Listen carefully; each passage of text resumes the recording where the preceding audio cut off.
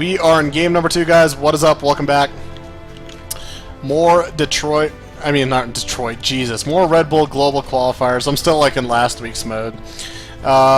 Starting over here at the bottom right side of Foxtrot, we have first. There we go. One-man production team. We have first, of course, played a very beautiful game last game. Took that Nexus first. Very risky, almost I think on any other map aside of that one. Able to pull it off. Lost only 2 workers from the Reaper harass. Pulled, meanwhile, while he was getting himself all straightened out.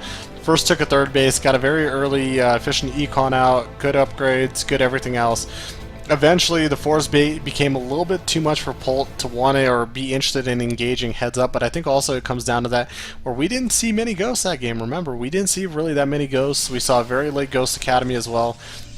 So that might be a key factor of this game if the game does head into that mid to late game. Ghosts are going to be very crucial to include, especially when you're dealing with Templars and charge lots and everything that's just very heavily upgraded. You need a very formidable way to actually fight that army without knowing that you're just going to get, kind of a sucker punched.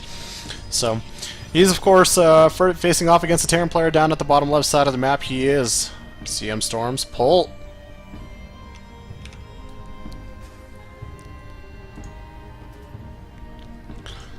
Very close, almost pulled it off. Created a very entertaining endgame for us for that base trade scenario. He did handle it correctly, though. He went for the base trade, knocked out the third base, went right for the gut, took out all the pylons, almost killed almost all the production. Like I said, the only thing is, unfortunately, is just I feel like if ghosts were involved on the backside of that game, on the backside of that base trade back at home, he might have been able to get a few more trades, able to pick off a few more units, and some of those Archons, that final Colossus would have felled those Templars. We might be talking about a different score right now, because Polt did a very efficient way of trading. Just the only thing back at home, those 2 Templars just slowly cleared everything else out, so just not enough to withstand, unfortunately. Now Polt opening up the same way right now. Rax Reaper. Nothing too crazy, nothing too out of the ordinary. First right now, he has double gas, but only mining from one of them. SCV going to the cross spot right now. Reaper heading down to the bottom right. that probe is running home right now. Also drops down a Nexus as well. So now the cool thing about Foxtrot over here, if you guys are not too familiar, there is that little crease, that little crevice right there, that cliff you're able to hop up on. Reaper does get inside, and we should be seeing the beginning of some worker losses, almost maybe the same amount of worker losses that we saw last game. Now he's being very cautious, and I understand why he's doing that, because that mothership core is out now, but sometimes when you kind of get a little bit worried when you don't see like defenses out. You might be thinking maybe Stargate, maybe something like that. So he had to confirm that he had the natural down there as well. Now all the Reaper's gonna do is just kind of be pokey, be a little bit annoying. Shouldn't be able to get too much damage done. It does walk out of there as well. Again, somebody like First has very magnificent micro, so you got to be very careful. The closer you get, those probes and the mothership core will jump on you.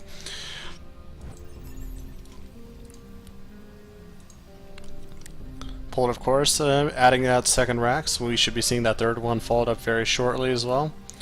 And it seems to be a little bit more of that standard that we're starting to see from Terran, because usually, Terrans, if they do open up with the the quick expansion, the factory, the medevac, the drop, it does become fairly vulnerable to Blink Stalkers, to various harasses, oracles, everything like that.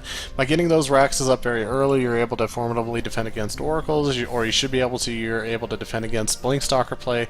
You're able to be aggressive yourself as well, and that's one of those things where now instead of putting the ball into the Protoss' core, you put the ball in your own core. You have multiple ways of playing. You have multiple ways of outputting damage, and as well, even if there is photon overcharge, if there are enough units, they can still, with Stim, with some Marauder help, they can bring down a Nexus as well. Don't forget, I mean, Mothership Core Photon Overcharge is great, and it's a great deterror, but the thing is, with enough Stim, with enough Bioforce, even without Medivacs, just you're able to focus down a Nexus. You never just want to lose a base. You just never want to lose a base, at any point.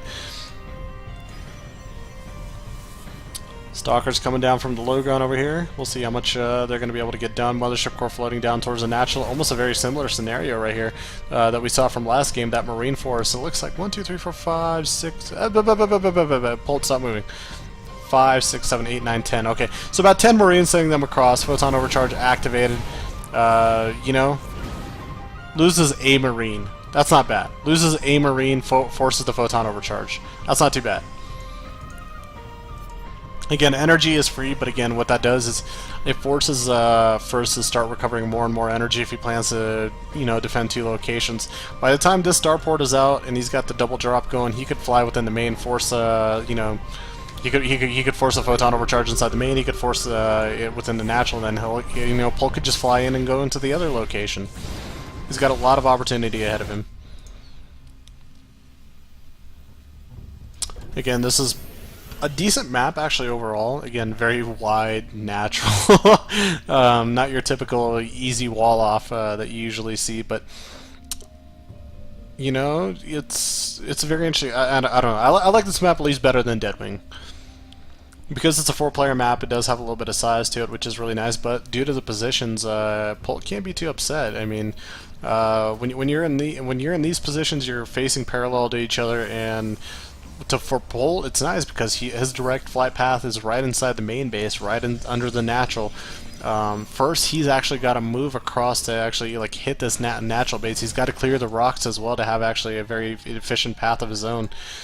It'll be very interesting to see how well he plays this out. He might actually just want to play this defensively and just expand over to the right side. This is one of those scenarios where you might not want to be the aggressor if you're first.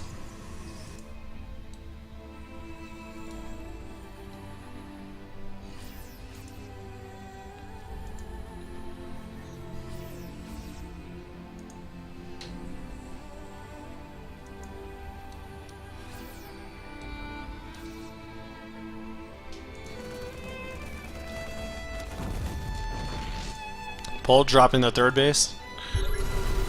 Snipes down the observer.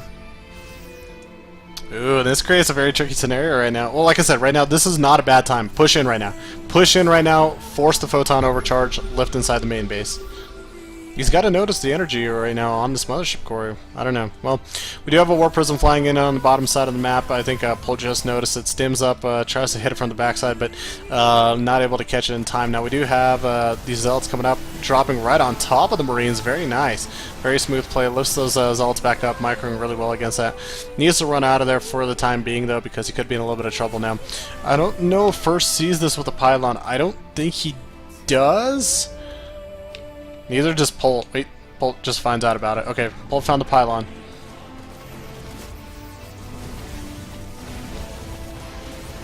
Or Prism coming back inside the main base right now. Gonna get a little bit more harassment done. Again, what this is doing again is just buying a lot of time for First. It's distracting the units. He's gonna try to take them out. This is the Warp Prism also. That's very tough to catch, so you gotta be very careful. No, First. Ah, he lost track of it.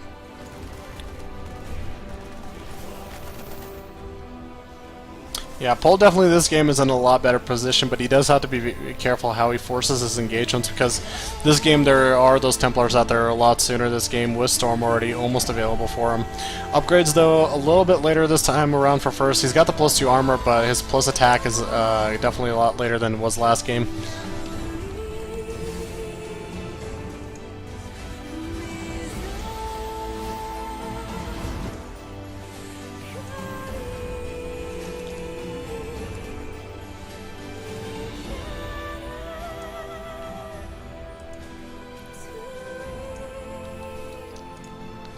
Robo Bay getting added right now, 3rd base on its way up for First. Now, with the fact that Polt does have this 3rd base up a little bit sooner, he needs to try to take advantage of that. He needs to actually get the Ghost Academy down a lot sooner. Grab that 5th gas, get the Ghost Academy out sooner, because you already know he's got Templars. He's dropped the scan on top of the whole entire army. He knows what's going on, so if he tries to just fight this out with just Bioforces, I'm going to be really worried for him, because Polt's going to, again, be in that type of scenario where he's leaving it to his own risk with micro and positioning. First, he's quick on the trigger, man. He's got that old Western gunslinger attitude with the Templars. He'll storm you, he'll feedback you, he'll make sure that you realize that you might have made a mistake when you come to him. Now, the second Warp Prism is trying to fly over here. Vikings, though, patrolling on the bottom side of the natural right there, getting in good position to defend against that, and that's actually wonderful. That's going to help out Polt continue pursuing being an aggressive player right here. Now, within the main base for First, we do see already a good, nice little charge lot pack plus a Templar Templar with enough energy for a couple storms. Third base is pretty much almost in a similar position. He's got the main army right there hanging out. Templar within the natural as well, in case a drop does come there. He's got a storm available, so first really doing a wonderful job of covering all of his bases, and like I said, this is one of those maps in the position where he's in, just due to the map, where it will be worth his time to play passive, be the counter puncher, just wait, take the hits as they come, and eventually once you feel comfortable enough, once you feel like you have the necessary upgrades, then go for the attack or go for some form of aggression.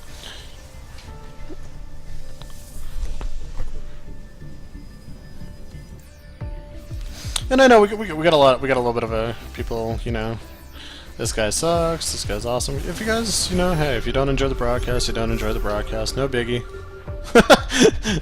no biggie. I'm not gonna take offense to it, you know. Hey, people have their preference. People have their preference.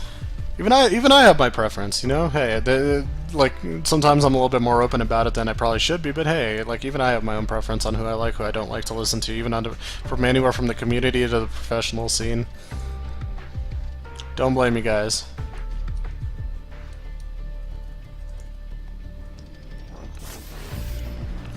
Once again, War Prism trying to fly down over here. Vikings greeted again. First has to be like sitting there just like, damn it, dude, just move those out of the way. Like, what are you doing right now? Stop sitting there with those Vikings. Let me get a War Prism inside your base. He'll have to take a new route though. If he does take that new route, he will have to take the route, of course, across the north side of the map. He'll have to go a little bit closer, probably to the third base, versus trying to continue trying to fly in through the natural. Ob's, of course, keeping pretty good track for first. If we take a look at first map presence, he's got about 50% covered, I want to say right now. Now he's pressing towards the middle of the map with his vision, and this is what I was talking about. Once he finds his comfort, once he finds, you know, he's got the proper upgrades, he's about to have +3/+2, so, or actually +2/+2, sorry about that. Bolt's actually about to finish up +2/+2 himself. Does he have his own ghosts out on the map? I do not see ghosts. I see Vikings, but I don't see ghosts. He's got cloak upgrade. Where are the ghosts right now? And this is a very interesting scenario to be in because he's actually got him sandwiched up. Where are the observers right now? I don't see an observer either, so the Widow Mine might be almost able to get a shot off. Bolt's army, of course, running through here towards the main and the natural. Will maybe lose some of these units, trying to do his best to lift off, hits his own zealots. We'll lose a medevac there, not too bad. Okay, that could have been a lot worse for Polt. That could have been a lot worse for Polt.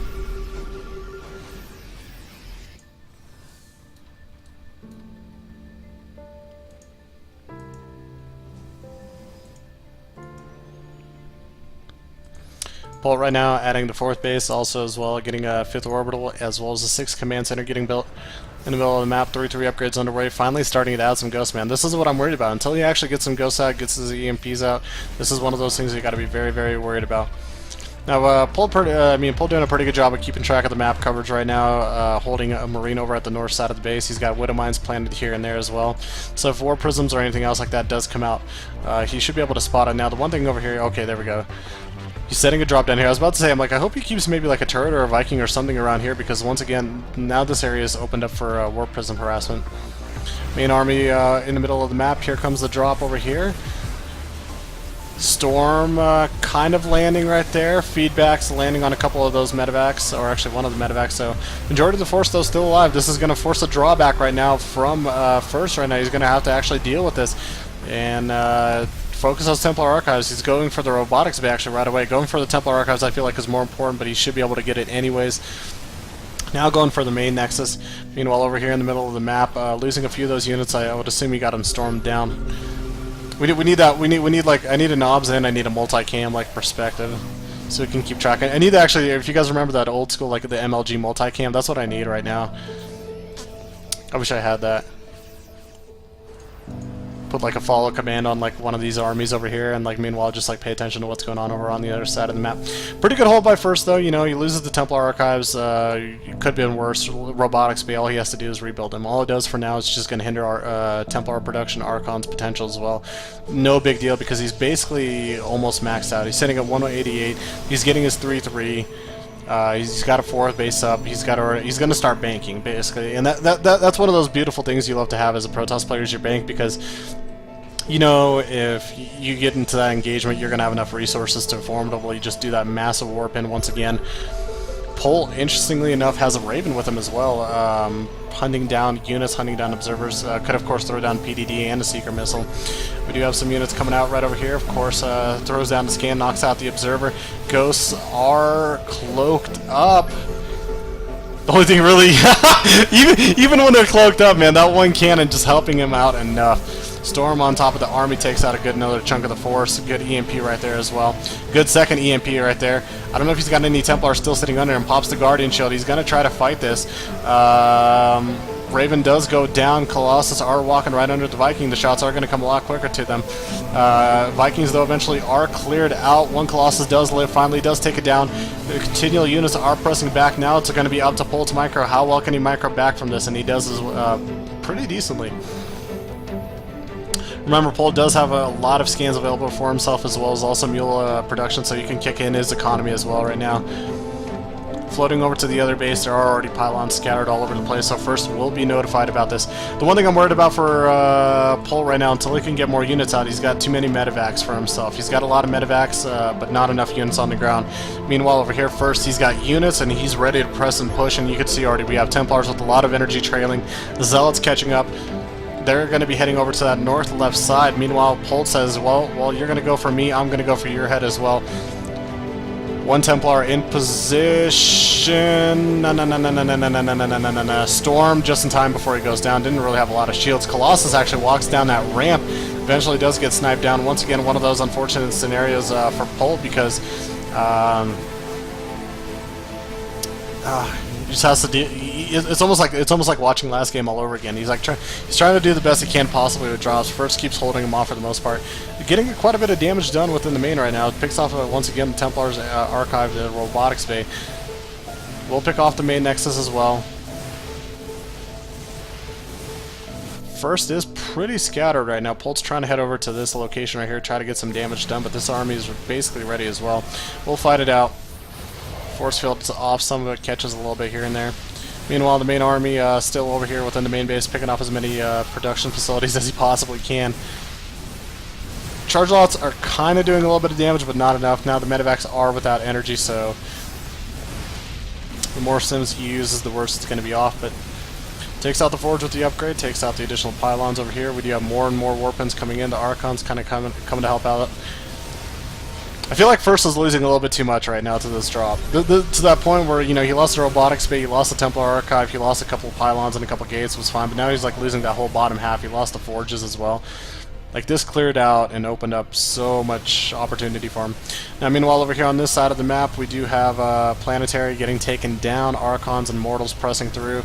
Those Mortals, man, with those +3 upgrades, they do a lot of damage. This brings Polt down to 4 bases, but remember, he always does have the opportunity to float more orbitals, more command centers over. He's been building them on the backside. First, meanwhile, has grabbed the 5th base over here. Charge lots will distract the main army right now for the most part for Polt. Polt going to fly back inside the main base as well, and really, I feel like First is starting to get spread out a little bit too thin. Can he keep these Immortals alive? No. Well, he's going to at least get some of these medevacs in return.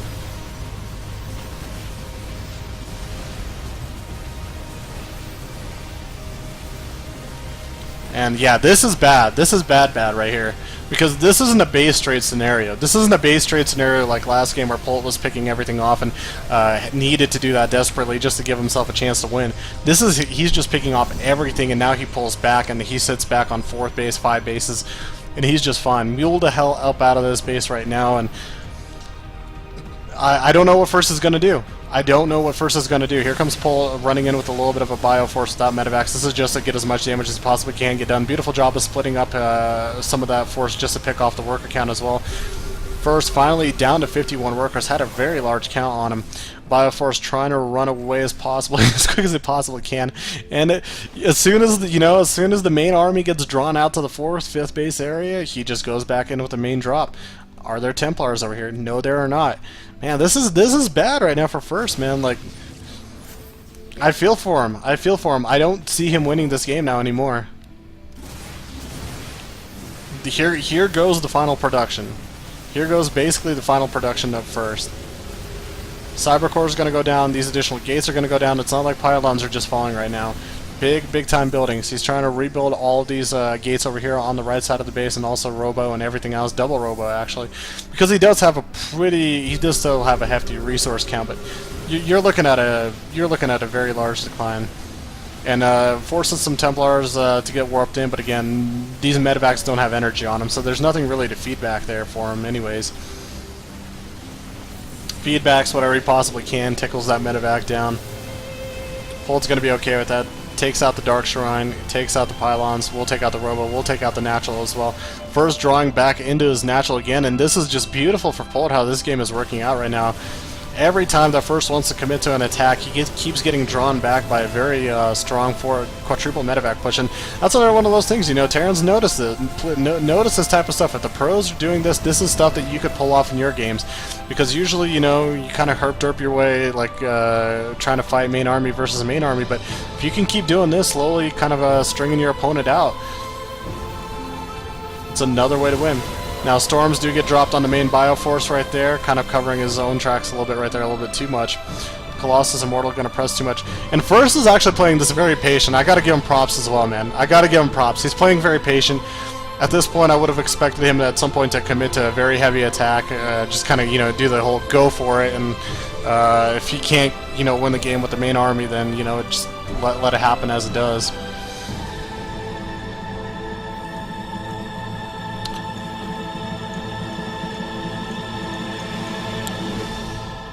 Alright, now we take a look at Polt over here. He still hasn't actually touched this base down here. He's had this command center laying around for quite a while. He's gathering up a lot of mule energy. I'm very surprised that he hasn't muled up this base just yet.